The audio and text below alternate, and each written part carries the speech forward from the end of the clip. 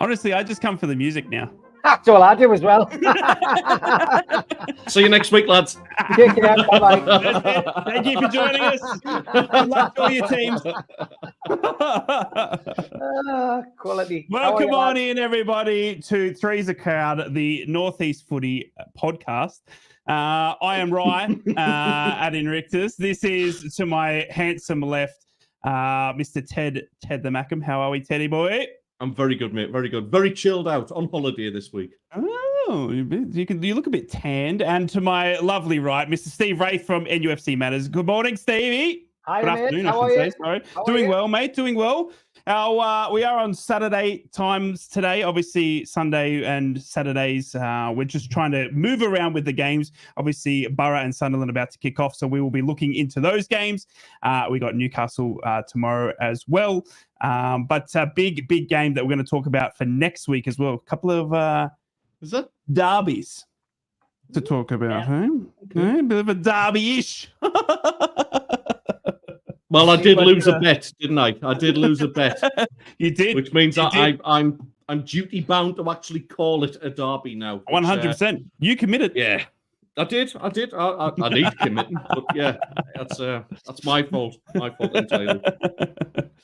But it is obviously a big week. We've got international break. We've gotten past it, lads. Thank goodness me. I hate the international break. And we've got football again to talk about, club football, that is. Not much has happened for both of our clubs. Obviously, transfer window went shut, and now we've got just football to talk about, thank goodness. Let's kick it off with Middlesbrough. We are at home to Preston, kicking off for the 3 p.m.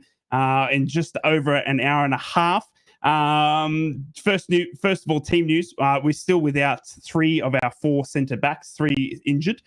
Matt Clark, the only one, but we did sign George Edmondson from Ipswich on deadline day, a lone centre back, which, lads, I'm going to ask you a question here. He has already come out and said his aim this season is to win a contract with Middlesbrough. And that's the first time I've ever heard a loan signing before he's even stepped foot on the pitches. Said that he's going to be out there to try and win a contract. Teddy boy, go to you first, mate. You ever had a loan signing that's his sole aim's been to try and win a full-time contract at Sunderland? I mean, we've had a few. It's Barini was probably the key one for us, which Steve will remember with great glee. The fact that he scored a wonderful strike. It was probably it was probably his best game for us. Fluky, mate. Fluky. Fluky. And you clearly don't feed him on. You didn't feed him on WSA because he was eating his hand, if I remember. Probably tastes better than any pasty. But yeah, Barini was one who was really, really trying his best, but it doesn't always work right because Barini did eventually sign for us the season after. Skipped a season. Then he came back the season after that full time. We signed him for something like close to 10 million, and he was never the same. I think loan players tend to try a lot harder than when they're actually signed for your club. I think as much as I would love somebody like Diallo back at Sunderland, I just don't think it works. They're trying to put themselves in the shop window. In Diallo's case, obviously trying to be seen by Man United, and he has been, and he's been rewarded for that, and he's been exceptional as well, to be fair. Not wrong. But yeah, it doesn't always work out. There's a couple of loan signings that, the likes of Ahmad Stewie Downing. He joined us as a young lad from Middlesbrough on loan. But obviously he started performing so well that Middlesbrough actually took him back off our hands halfway through the season, which stung a little bit, to be honest. But yeah, as much as yes, we're all guilty of it. We all fall in love with a lone player, but it doesn't always work out when they actually do sign for you. So, what are you drinking? Just a cup of tea, mate. It's late at night here. It's been a long day with 2 kids, I tell you. It's just, can you not see it under my eyes? Thanks to the power of magic on editing, I tell you. Stevie, over to you, mate. We've got a loan signing, George Edmondson, on from Ipswich Town. He hasn't played a game for Borough yet. Obviously, we went straight into the international break, but coming out and saying that his aim this season is to win a contract with the Borough, a permanent contract, that is. You ever had anything like that at Newcastle? Someone coming on loan and saying, my aim is to stay here permanently? Usually journeymen who tend to come in and play their best to try and earn a contract because in the past they've all been on stupid money at Newcastle, and then ultimately come in and not done anything since, been on the injury table or just not given the best shot. But there's been one or two who you wish had stayed. I mean, I probably mentioned him time and time again on various shows. Loic Remy is the one that always stood out for me. Someone who came in, hit the ground running, and was absolutely superb. He was one of those. I can see Barry's actually just mentioned him in the chat. He was just a goal scorer. He was very like Thierry Henry, and we needed goals at the time. He came in. He was part of the French Revolution under Ashley, and he hit the ground running. We didn't keep a hold of him, unfortunately, though, and. He's somebody who I would like to have seen stay on at Newcastle. But other than that, youngsters coming in, it's part and parcel of the whole media kind of exposure they get when they come, isn't it? I mean, a player comes from another Premiership club. We've signed players from West Ham in recent years where they've come in, they've not really made it into the first team, but I can remember them coming in and saying very similar, I'd like to stay at the club, I'd like to make it into the first team. It's just part and parcel of, being a young player and coming in.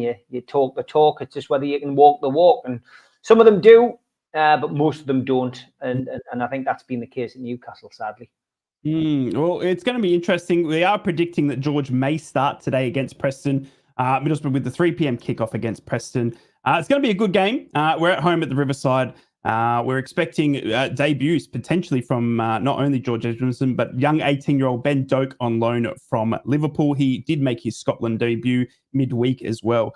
But the big talk's going to be whether Latte Lath starts. Obviously, he was the subject of a £20 million bid on deadline day from Ipswich, trying to stir the hornet's nest, so to speak. And they did. We ended up him turning away from Cardiff, going back to have chats. And then obviously he came up. He was off the bench last week, but you'd expect him to start today. But it'll be interesting to see how now Latte goes for the rest of the season, if at least till January, whether he can find those scoring boots again. Obviously finishing off the last season very, very hotly. But to be honest with you, and and to be frank with Borough fans, the shackles were off. The time we started playing was the time we couldn't make promotion. The points were too much for us. So, it's now that the pressure's on, the points matter.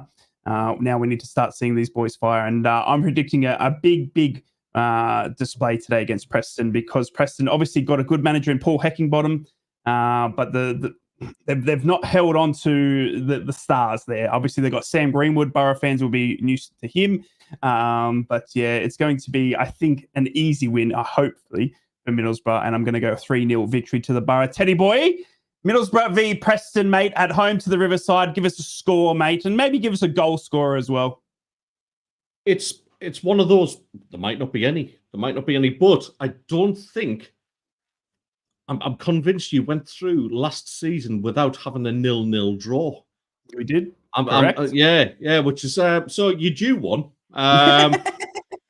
You're right. Get off that fence. Preston aren't the team that they were last season. I think they played better for me when they had the caretaker manager in charge. Yeah. It just like, I don't know. They just seem to have lost their way a little bit. I mean, they're a bit of a nothing club anyway. I don't mean that in a nasty way. It's kind of like they're a mid-table. They never look like going up. It's one of those games that if Borough are serious about their credentials in getting into the Premier League, then this is one that really, really they need to put to bed. I think they will. I honestly think they will. Who do I fancy for a scorer? Is McGree fit? He is. He's back. Go on. I'm going to go 2-0, and McGree, I think, will get one of them. That's it. Well done, Teddy boy. I'm so proud of you, especially jumping on the Aussie bandwagon. Stevie, Middlesbrough. I thought you were going to jump on my scoreline. Now I'm going for 0-0. I've got this down as a 0-0. Oh, come on, 0-0. Steve. Yeah, so I thought you and I were on the same page there for a second. But yeah, I'm going for a 0-0, mate. So yeah, I'm just changing my scores for both your teams now. Very good. Right, Rachel says, "Hi, Ryan. Can I have a shout Hello, out Rach. to Jake up the Borough?" It's from Jake. Hey, big shout out to Jake up the Borough, and shout out to Rachel. Both of them absolutely amazing Borough fans. Travel up and down the countryside for the Borough. So big shout out to them, and thank you guys for tuning in. All the Borough fans, all the Newcastle fans, and Any crickets from any Sunderland? Any crickets? Yeah, crickets. There must be crickets. Before Ted whips something out, Barry just wants to know which team would suit our theme tune as their running out music. Whoa. Oh. Well, I mean, Sunderland, I think, is a pit village. It's built on the. I mean, it's built on the pit. It is. That's true. That is absolutely. Oh, see, you just led me down that path, didn't you? You couldn't resist it.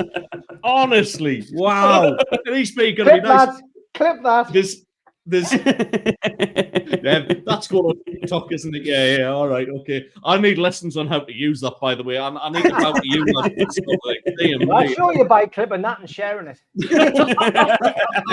Thanks. Yeah. Big help, mate. Big help. Well, funnily enough, you know the story. I don't know whether I told Rye about this. I know, Steve, you're aware of this. So that recording of the march is actually you did now defunct Northumbria Police Band. The Northumbria Police Brass Band. So technically, because of the artist that played it, who we have kind permission to use it as well, may I add, thank you, Mr. YouTube. It's with it being Northumbria Police, I think it obviously lends itself more to Newcastle.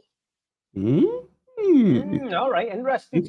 Okay. It's whereas, I mean, you wouldn't have brass long enough in Middlesbrough to just get nicked anyway. I was actually gonna say it was more of like a clowny sort of, circus vibe, and that today goes to your opponents, I think, Teddy Boy in Plymouth with Wayne Rooney at the helm, because whoever has the ability to point Wayne Rooney after his spell at Birmingham is honestly due a bit of music. And a good segue into the game today. Obviously, Sunderland taking on Plymouth. We've got a comeback, don't we? I forgot. Well, I did mention it earlier when he said he was going to whip something out. No, I forgot. I can't believe it. To all the Northeast fans out there who may remember us, right, from a certain show that we used to do, there was a special feature that my kind sir on my left used to do every time it was his show, really. And we like to call it What the Fact. And it went a little something like this.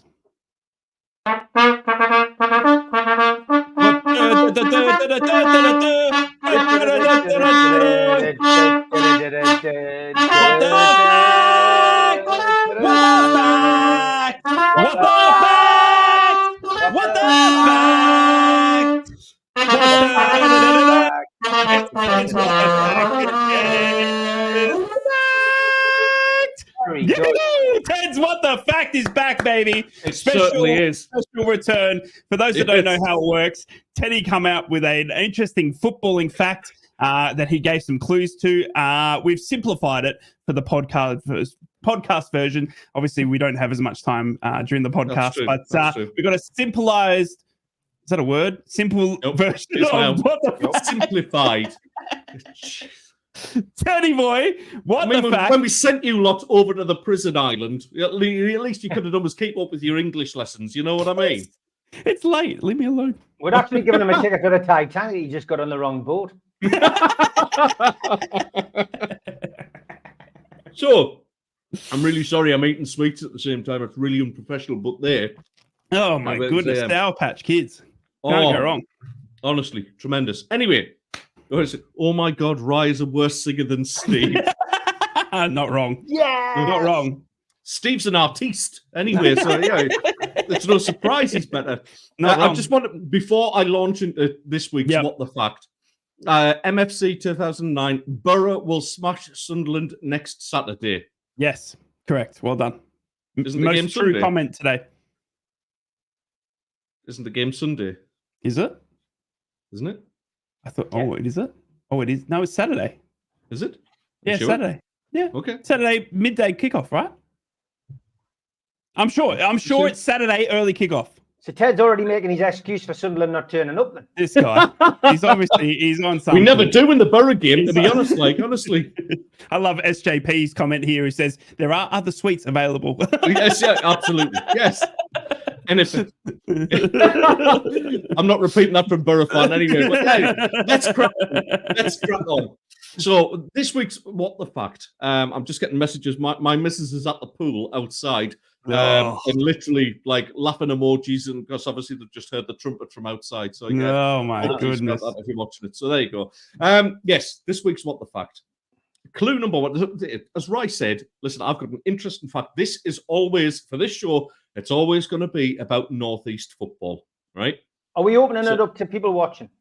Oh, yes. Right. Oh, yes, absolutely. Yeah. If In the anybody comments. gets this, if Daniil's watching, he'll be all over this because He he's used to win an this absolute quite a lot. master at this. Like, Kill well, I think you got more winners on this than what Daniil did, Steve, because you were getting pretty handy at And this. you can actually see me now if I Google it. Yeah, true. Yeah. Aye, which you used to do anyway. If I Google it, yeah, whatever. So, without further ado, this week's What the Fact, all about Northeast football. Clue number one is actually an anagram. So there you go. Okay. The anagram is analyzer tendons. Oh. Analyzer tendons. So that's analyzer with an S because we speak English here, not American. Yep. So it's analyzer Analyzer. tendons. And it's Northeast football related. Yes. There you go. Get in the comments if you can work out already what the fact might be Ted talking about. And obviously, if you've got any ideas, please let us know in the comments. And you can get involved by always. And make sure as well to give each of the lads a follow on the socials as well. NUFC Matters, Ted the Macam, and at Invictus as well.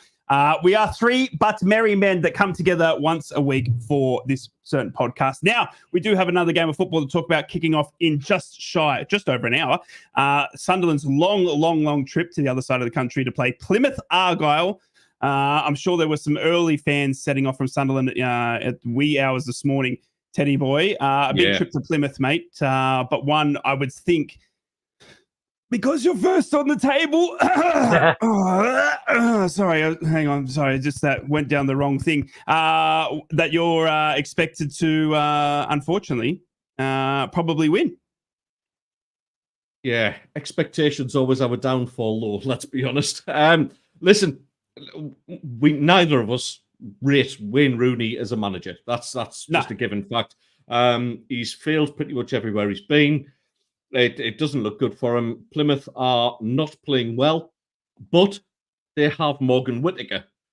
He hasn't been as successful under Rooney. I think they've changed his style of play, which you know, why not? You've got a player who's very, very effective. I think he scored 20 goals last season from right wing. So what we'll do is we'll switch in and we'll play him a number 10 position. Absolutely incredible. I don't know what Rooney and his team are doing, but long may it continue, at least until this point today. So it's a tough one, and it's Plymouth are bound to win a game eventually, and that's my fear. We've performed very, very well in the games that we've played so far. I just get nagging doubts, and I just saw the way we conceded that goal. Yes, we've only conceded one goal in 4 games. That's brilliant. It was the manner in which it was conceded that just worries me a little bit. Plymouth will fancy it. They'll be up for it. They do get up for what I term as big games in the Championship, and Sunderland are a big game in the Championship for a lot of teams. Some of them probably don't like to admit that, but there you go. That's still the case. In terms of team news, I haven't got the full team sheet yet, but it's largely going to be unchanged. I think Dan Neil will probably come back in after his suspension. To be honest, the midfield is pretty strong. I don't think we've got worries there. No matter who we play there, who will have a worse season, Rooney or Bruce? We'll come back to that. Absolutely, will we come back to that? Listen, yes, we're expected to win, and I think this will be a big test because if this team can now stand up to expectation, then I think we've got a really interesting season on our hands. So I'm going to stick my neck out. I'm going to say a 2-0 win for the lads. I know D Hall has said 3-1. I'm going to go 2-0. Mr. Hall, I think we'll keep a clean sheet down there. Return to our impeccable defending ways. Yeah, let's see it. Let's be interesting to see who's used from the subs bench. We'll see have an influx of players since the transfer window shut. Those players have now been integrated into the squad. We're more than likely going to see a few of them actually on the bench today. So, yeah, I'm well up for it. I think it'll be a challenge. Let's have it. 2-0, I reckon, but I don't think it'll be an easy game. Oh, I'm actually going to go with a cheeky nil or draw. And honestly, this was something that I hadn't changed because I just think, honestly, for some reason, you're predicted to win this and you haven't been predicted. And I feel like the international break and all that sort of, I don't know. I could be wrong. And I might be looking over, just going, my goodness me, and they're smacking them. But honestly, the thing is for me, Steve, obviously about more Plymouth here is that Wayne Rooney's in charge. And I just don't, as much as a great player Wayne Rooney was, I do not rate him as a gaffer. Yeah, I know exactly what you mean. I mean, look, Wayne Rooney is, he's a legend in Manchester United's colours, a legend for England. But as a manager, he's clearly just a legend in his own front room. He's not the person who you would have expected him to be, and he's just another one of that kind of group of players. Stevie Gerrard, Frank Lampard, Wayne Rooney, they're all struggling, and Rooney has really struggled at the lower levels. At least Lampard did it at Derby, and Stevie G, I guess, did it at Rangers, but Rooney just is struggling wherever he goes. He's in the same category as Neville, isn't he? He's going to teams, doesn't seem to have the charisma or the influence. The name sometimes just isn't enough. And Plymouth currently sitting second bottom of the Championship, played for, won no games whatsoever, drawn 2, lost 2, -5 goal difference, and already got off to a bad start. And it looks, I think, as if it'll continue. I think Sunderland, on the contrary, top of the table, played for, won for, goal difference +9, 12 points. Lebris coming in, a relative unknown really to anyone. Sunderland fans that I spoke to, including Ted, were scratching their heads and trying to make the best of it, as North East football fans do. But at the moment, Lebris can't do anything wrong. And manager of the month can sometimes be looked at as a bit of a poison chalice, but something tells me Lebris really could be the answer to Sunderland's problems at the moment, because at the moment everything that he's getting thrown at him, whether it's star players leaving, whether it's injuries or suspensions, he's finding a solution, and that's what good managers do. So I think at the moment, Sunderland fans have got a lot to be excited about. I don't think Plymouth are going to stand in their way today. I think that they're going to go there and put in a comprehensive performance, and I've surprisingly going to back Sunderland to win a game this week. I think Sunderland will win and keep a clean sheet. I'm going to go for a rather conservative 2-0 win today, but I just don't think. I don't think the juggernaut at the moment is going to stop, and I think that it's going to take a decent team to do it.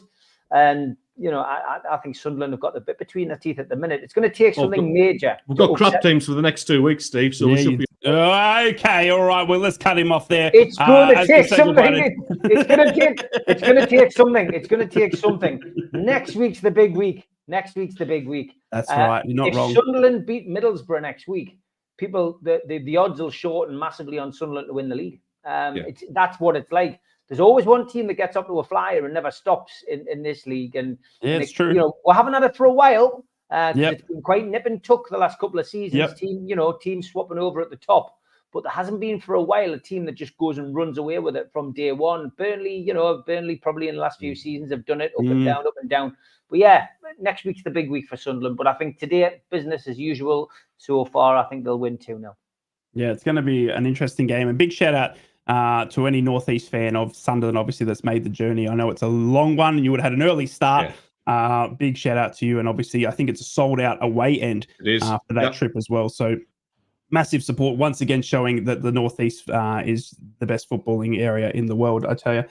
We are about 3 minutes or so away from the team lineups for the Borough and Sunderland. We will get them to you as soon as they come out. And we're going to talk about Newcastle v Wolves tomorrow as well. But it is a big game next weekend. Middlesbrough taking on Sunderland at Stadium of Light.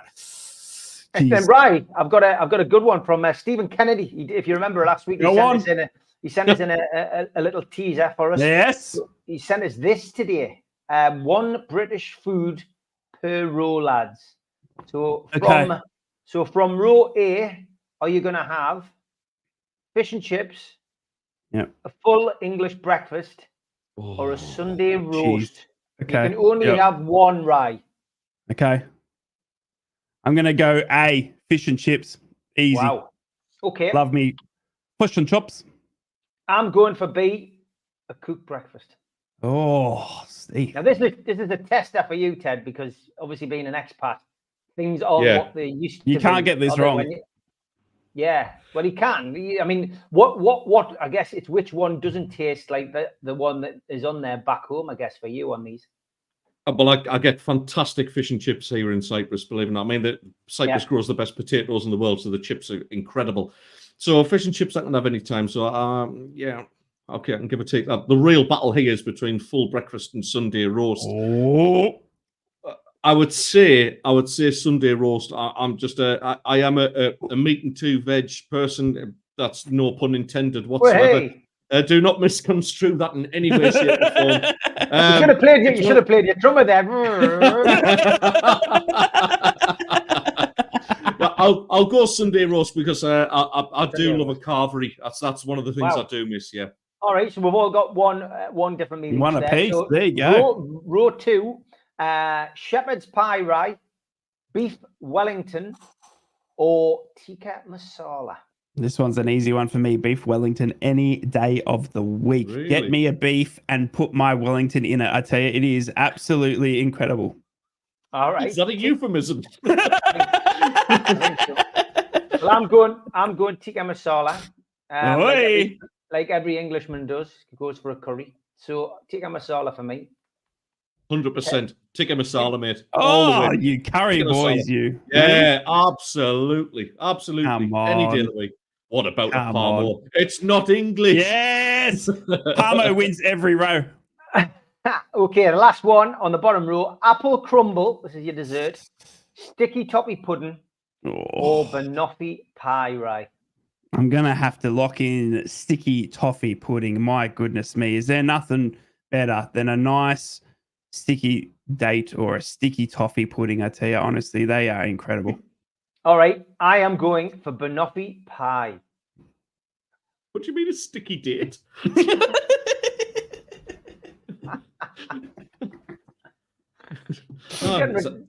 I'm not. No, we can't actually develop that line of questioning any further. I don't think we should. No. Apple crumble, sticky toffee pudding, or banoffee pie. Sticky toffee pudding every single time. Banoffee pie isn't English, is it? Agreed. Oh, I love it. I would say that's an American thing, me. But I thought it was sticky too. Toffee pudding. If that was on a menu in a pub, I'm sticky toffee pudding every single time. No matter how hot it is here. That's fine. Brilliant stuff. Thank you very much for that. Thank you, Steve. I love that. Thank you for sending that in. Get another one in, mate, and we'll feature it next week. And we're getting requests now for trumpet playing. Can Ted do the Johnny Briggs theme, please? Can you play out with that, Ted? I can't do that because that's actually played on trombone. Listen, it's a trombone solo, not a trumpet one. There you go, then, mate. Next week, I'll try and adapt it for trumpet for next week. I'll give it a go. Famous, it's Barry as well, and Barry deserves a lot of credit for the work he does on that absolutely massive spreadsheet that he's done for all the transfer players. So, Barry, I'll work on it for next week, my pal. There you go, mate. There you go. Absolutely. All right. We did have a couple of questions before you take over again, right? Steve says, This is a safe place, lads. Which player from the other two teams do you or did you admire the most? Okay, well, I'll go first. No.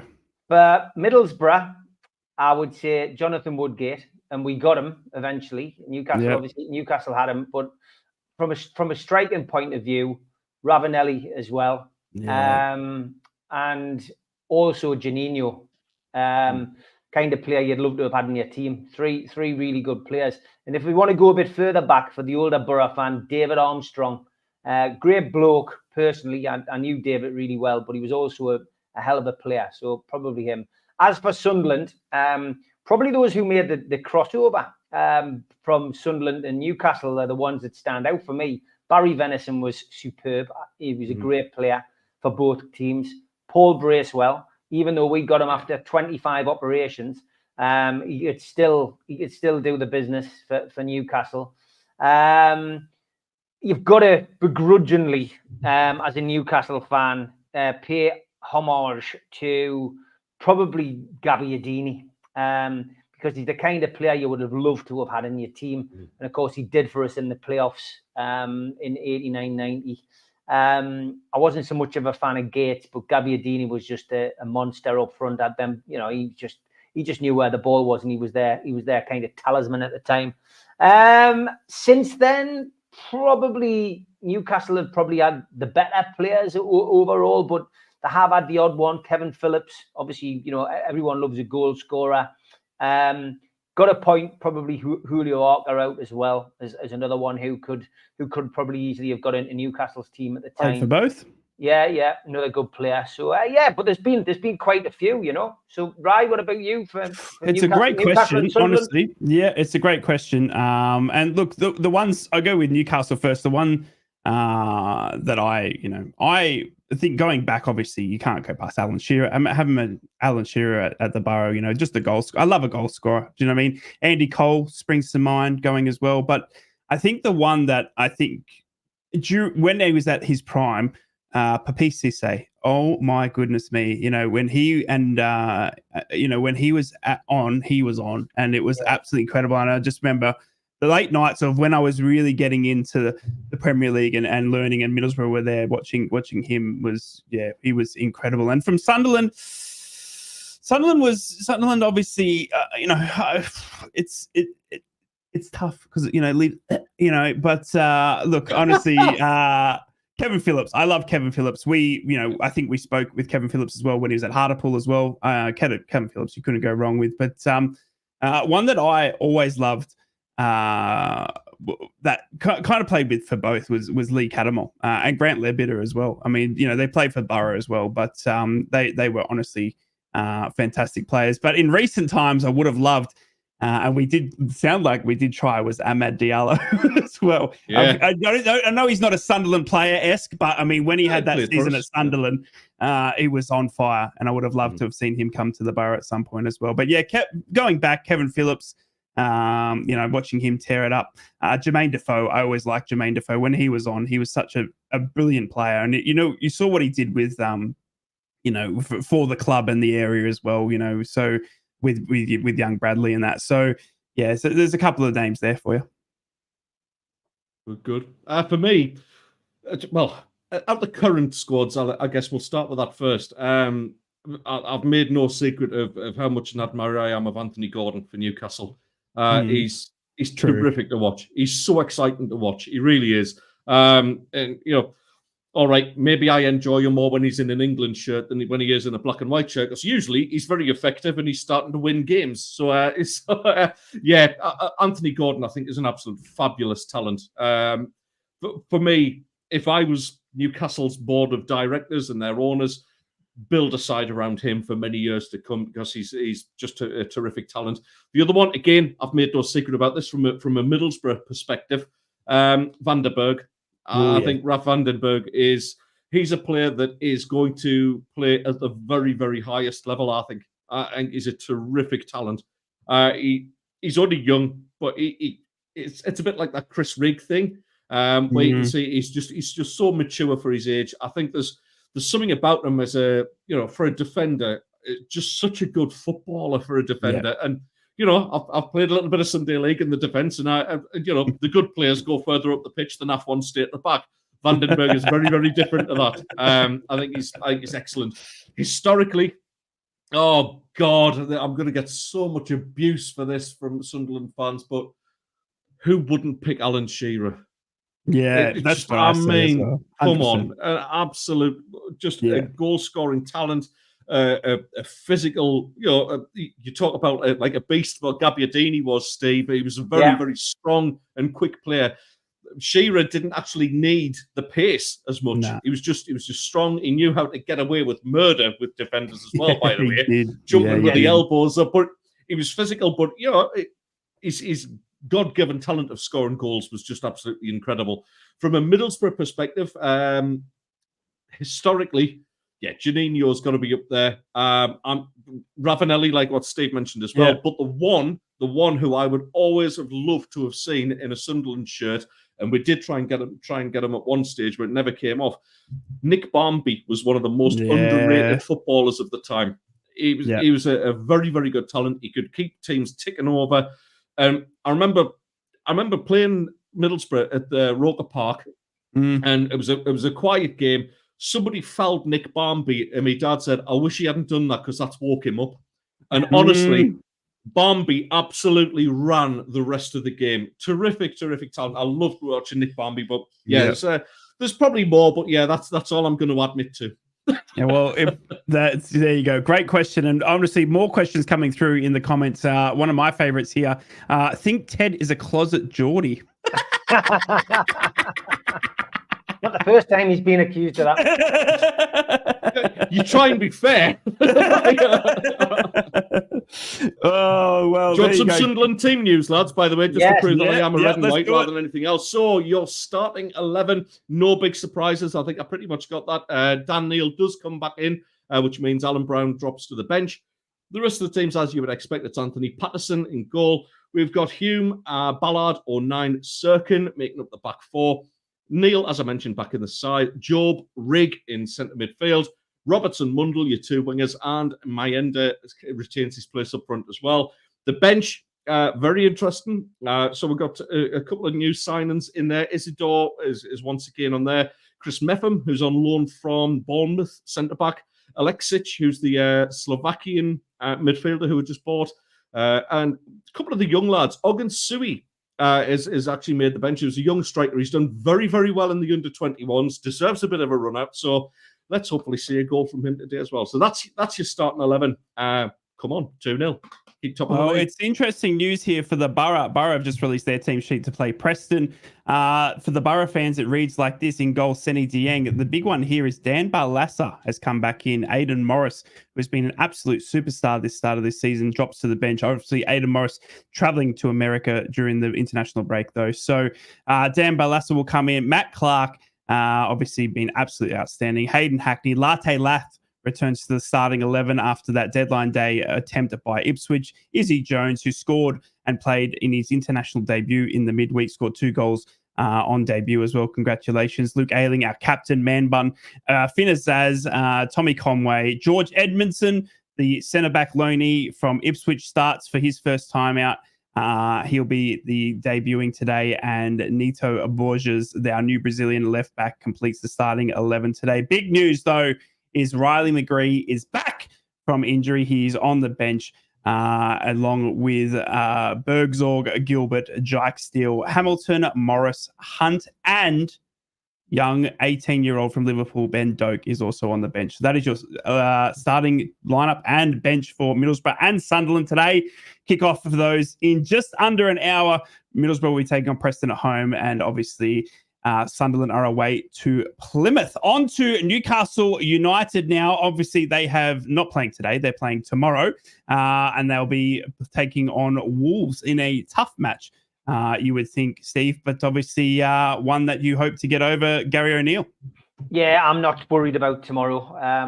I'm quietly confident, in fact, because of Wolves' horrendous start of the season, but also horrendous end of last season.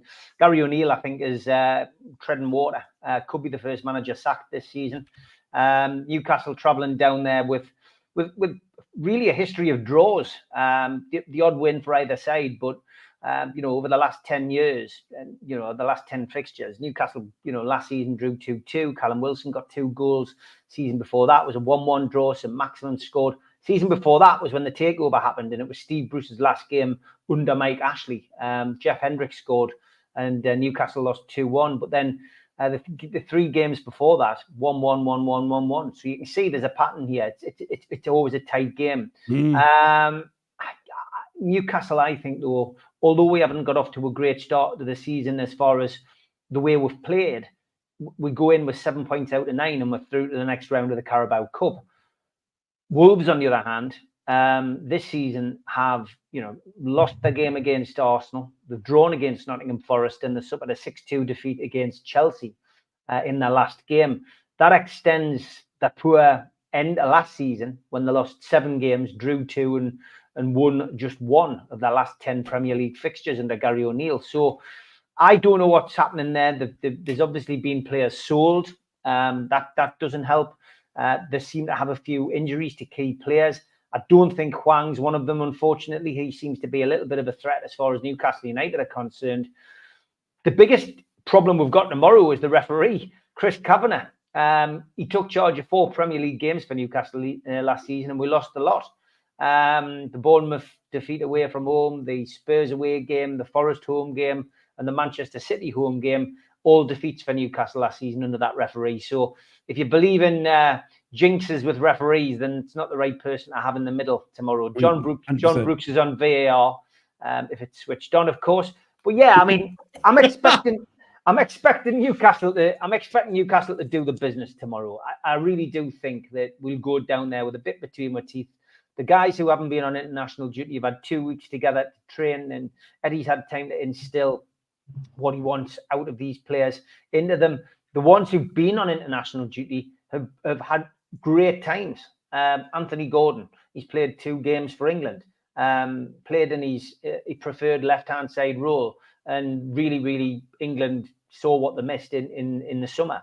Alexander Isak has been away and scored goals, which is great, following on from the goal he scored in his last game for Newcastle. So there's a lot of positivity, and a lot of players who are coming back from international duty very happy. So I'm expecting Newcastle to go into the game with their tails up. I'm expecting them to get an early goal, and it could be one of those games where Newcastle go nap. But I'm going for an away win tomorrow. I think Newcastle will come out of this with a 2-1 win. I'm not convinced that it'll be the gunslingers that we see back, but I don't think it'll be an awkward game tomorrow. I think it'll be the best performance of the season so far, and I think it'll continue Newcastle United's good start of the season. So I'm going for a 2-1 win, right? Well, I think Wolves are in a world of hurt. They have Borough fans obviously gotten Strand Larsen in, a name that would be familiar to Borough fans. Borough were chasing him for years, but was not allowed to talk to us due to his club regulations. He's now at Wolves in the Premier League trying his trade, but I'm going for 3-1 to Newcastle. I think it's going to be a cakewalk. And just before we get clue 2 for the inaugural What the Fact on this podcast, Teddy boy, your prediction for Wolves Newcastle tomorrow, mate? It's a tricky one to call, and I mean, you are a closet Geordie. Well, yeah, that's the rumor. Yeah, you'd probably think otherwise after what I'm going to say next. But there you go. You're just doing it. You're just doing it now. Trying to deflect it. In the comments. Play to the crowd. So you cannot win on this show, like, can you? Listen, it's always a hard-fought game between the two. I think Wolves are underperforming for where they can. I think they're a good, solid mid-table side. The manager's going to be under an awful lot of pressure as well if they don't start and pick up decent results soon, which is a bit of a worry for him. I just think form is going to go. He's going for the draw. He is as well. I am. Is he? No, he's got it. I love that. I love that. He's absolutely hung me out to dry. He's hung me out to dry. I'm done with this.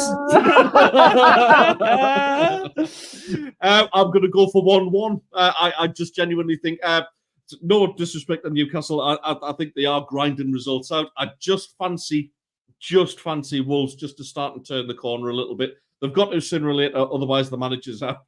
Oh, come on, Jules. You're absolutely giving me pelters here. Not even fair. Not even fair. I'm not playing anymore. I'm going. Well, there you go. That is obviously the 3 games for this weekend. Massive game coming up next week, as we keep saying, but the derby between Middlesbrough and Sunderland. We will be covering that in a special Northeast Footy podcast special. Stay tuned for more information on all our socials this week. Special, is it? It's a special game. At Ted the Mackham, at Invictus, or at NUFC Matters, or at Steve Wraith. You can find us during the week on all of our socials. We have got kickoff for both Sunderland and Middlesbrough just shortly. We have gone through the team news, but more importantly, over to you, Teddy boy, because we have got clue number 2 for the return of the game of the year. Do I have to play it again? Do I? Or? You don't have to. You can. No. Run it. All right, let's do it. What the fact? It's what the fact?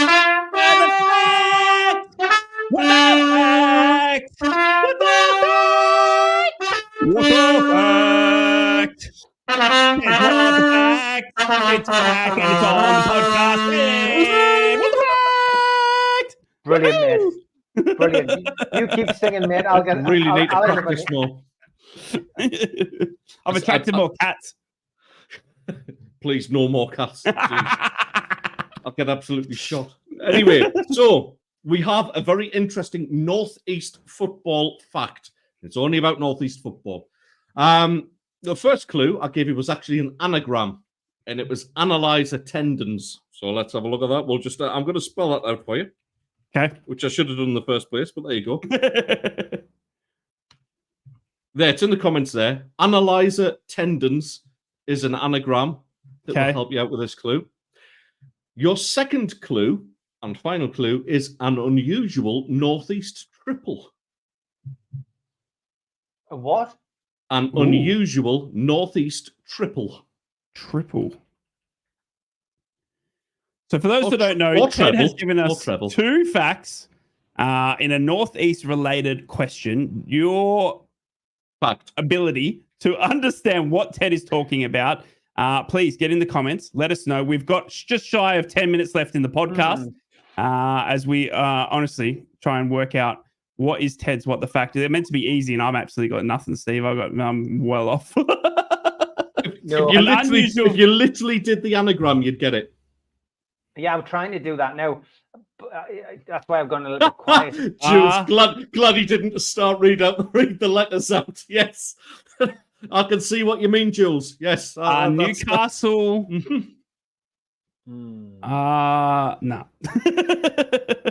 Anybody out there? Go for it. if you Please, can. please help us. Just like we used to need to. We need help again, and we need help again. Obviously, let's talk about just quickly the Northeast derby that we seem to get more than the other one that anyone cares about. It is the Middlesbrough versus Sunderland game next weekend, kicking off at the Stadium of Light. It's going to be an interesting game. Obviously, Sunderland's surprise to everyone, sitting top of the table, undefeated at the moment, likely to continue today, you would think, against Wayne Rooney's Plymouth Argyle. I mean, it's going to be incredible to see Middlesbrough, who are all talks for promotion this season, trying to, honestly got a stronger squad than they did last season, going to the Stadium of Light. But, Teddy boy, I'd be remiss to not remind you of a certain 4-0 victory from disgusting descent from your lads last season.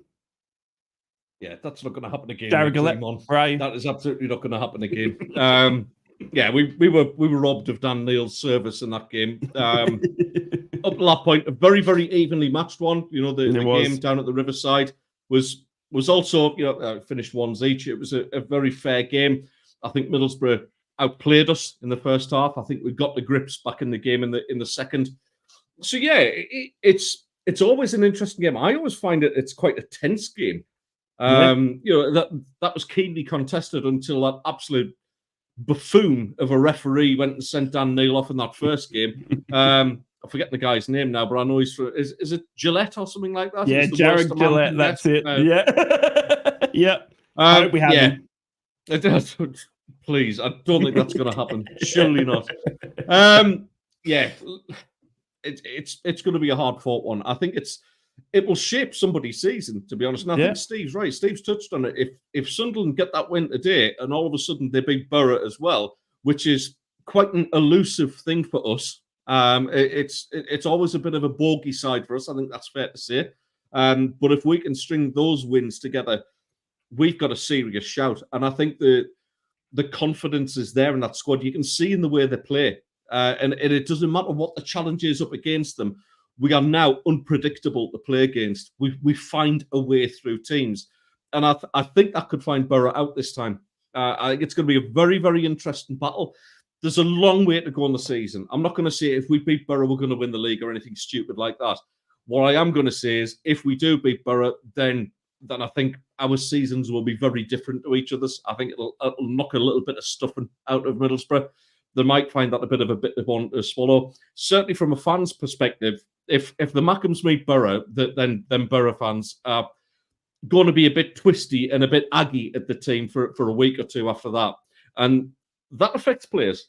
For all you only get about 12,000 in the Riverside, once they start complaining about it, there's going to be war on, I guess, is one way of putting it. So yeah, Yep. I think we'll beat you easily. Yeah.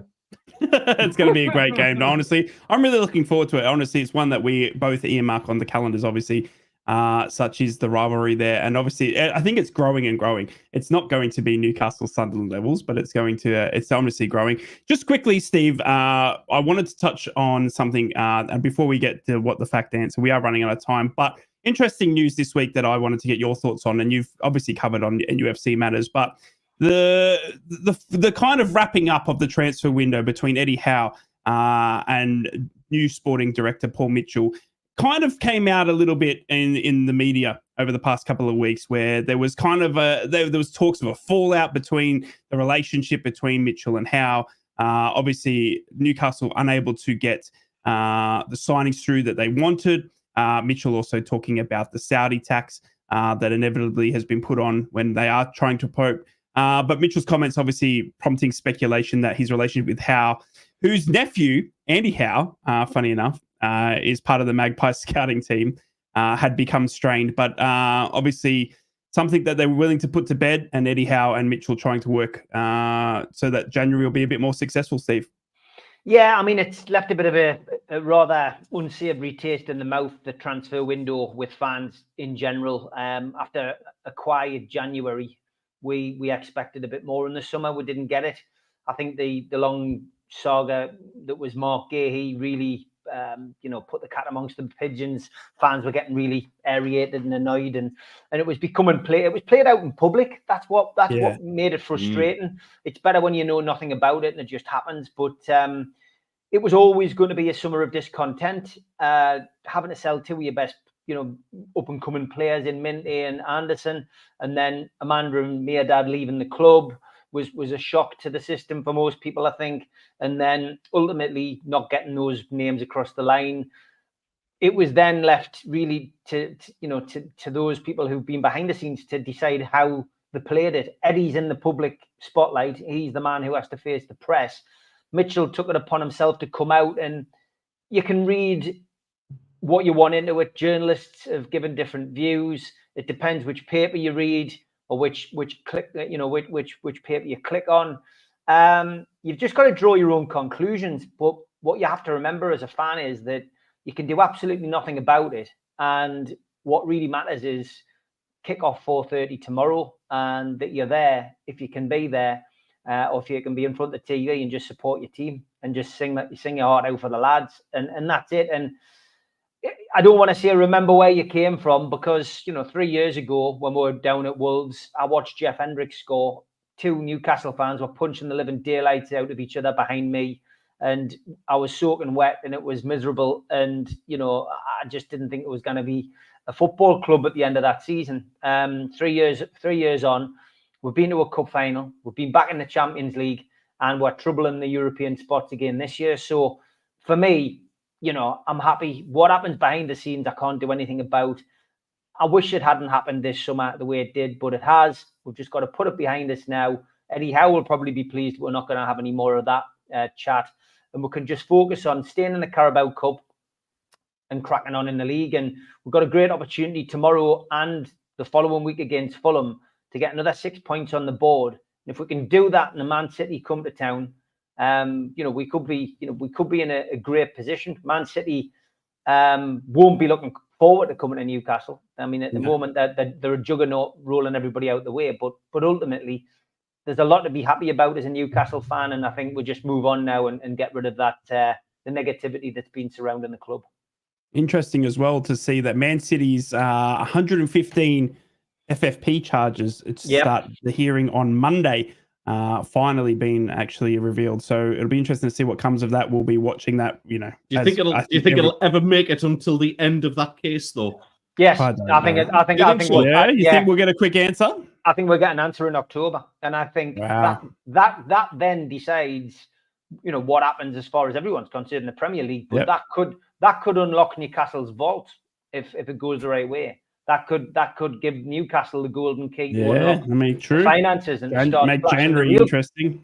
Start splashing the real cash. You know what I mean? Yeah. But, we will wait and see. It's interesting. You can't tell me they're not going to be guilty of something. What they're guilty of, though, we'll have to wait and see. Yeah, it is Man United 3-0 against Southampton. Southampton having a player sent off there as well. So Man United look like they're going to get points on the board, much to the delight of Man United fans at the moment. We are close to wrapping up here on Three's a Crowd, the Northeast Footy podcast. We got a big game next weekend. We've got Borough taking on Preston just shy of half an hour. Sunderland taking on Plymouth. Ted and I will be watching our teams greatly this afternoon. And then obviously Newcastle, you got to wait till tomorrow. I do apologize. But Teddy boy, before we go, we need an answer because not only have we been stumped, but the comment section's been stumped. You've done it again. We're off to a cracker. And Ted, looks like you're going to get the 1-0 because I've got nothing. Yeah, it's a difficult one. The anagram. I was looking and thinking, trying to work out: is it a name? Is it Alan? Is there an Alan in there? Alan Shearer. I thought of something, but then there's a D in there. And then when you said a treble, I was thinking of Northeast trebles, and I was thinking, well, there hasn't been one for Newcastle, Sunderland, or Middlesbrough that I can think of. Is it a non-league treble? Is there somebody who's won the treble in the non-league? Is it like the FA Vars where people have won it 3 years in a row? That was the kind of avenue I was going down. But other than that, I kind of think of anybody. There's people who've been in the region, managers who've come out the region who've won trebles. But it stumped me. You were close with some of it. And quite distant with the rest of it. So, clue number one, like I say, was an anagram. The anagram was indeed a name. It was the name Stanley Anderson. Oh, right. Okay. Now, Stanley Anderson holds an unusual record that he captained and played for Sunderland, Newcastle, and Borough. Yes. You know, I had well done. Yeah. Well done. He's got us again. He's got us again. What the fact. And a perfect way to obviously end the show, lads. Guys, fantastic show. Great hour of power. Thank you for the chats. Good luck to all the teams. Can I give this a shout out, lads? Of course. Newcastle United might not be your team, lads, but we're all, try to raise a few quid for charity every now and then. We have produced a fanzine at NUFC Matters, a paper fanzine. It's the only one for Newcastle fans this season. 20 quid for 4 issues. The money is all going to Dementia Matters in Newcastle. If you go to newcastlelegends.com, you can buy a copy, buy all 4 copies for 20 quid. First issue was posted out in October. Big shout out to everybody in the NUFC Matters community last night who raised 1,020 quid just from subscriptions alone last night. Some people donated twice, some people donated 3 times. But yeah, we've now done 107. We're only doing a print run at 200. The designer's doing it for free. The printer's doing it at not like bottom rate. And all the subscribers, all the writers have done it for free. So basically, it means that it'll be like full profit to the charity organization. But we've sold 117 subscriptions, and made over £1,000 last night just in subscriptions alone. So thanks to everybody for that. But newcastlelegends.com, even if you just want to donate 20 quid to the cause, leave a little comment and just say, look, I don't want the fanzine, but can we donate that to Dementia Matters? That would be a big help. No, I love that. Class. No, class. And obviously, yeah, when it comes to stuff like that, Northeast comes together like we always do. Good luck to everyone. Safe travels to those for the away game. We look forward to Three's a Crowd next week when we have a certain derby to talk about. Until then, take care, be safe, and it's bye for now.